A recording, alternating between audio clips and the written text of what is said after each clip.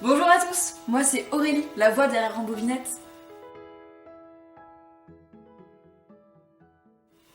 Rambobinette, c'est le podcast qui donne la parole à nos aînés.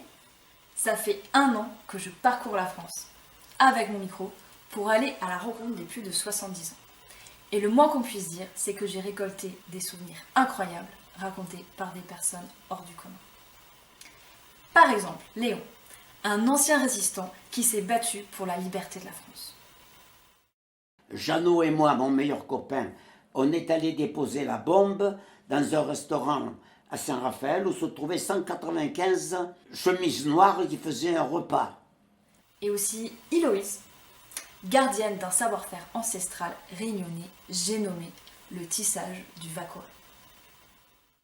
En 1980, moi, elle a commencé à apprendre le Vacois avec une copine qui était un peu plus âgée que moi.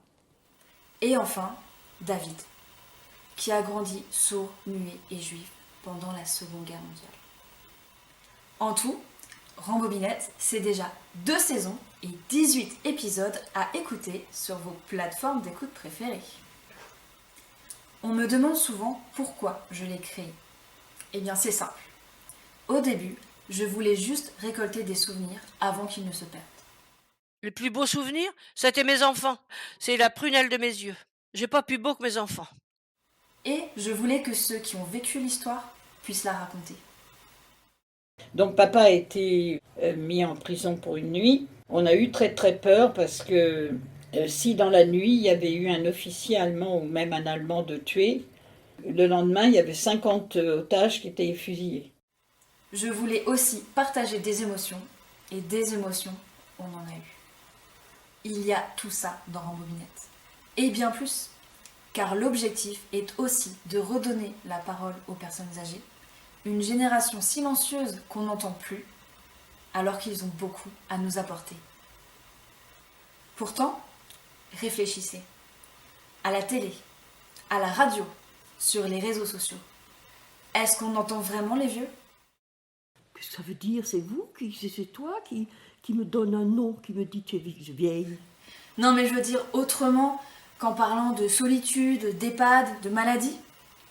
Je vous laisse 2 secondes pour y réfléchir.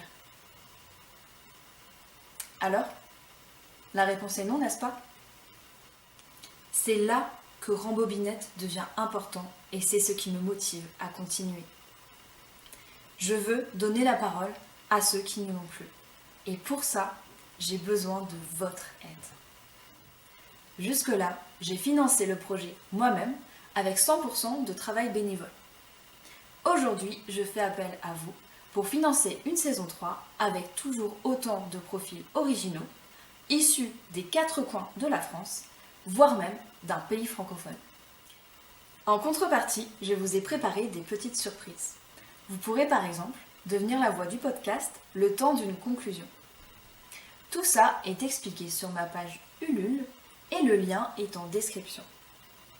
Alors, je croise les doigts et je vous donne rendez-vous pour une nouvelle saison de Rambobinette. Salut!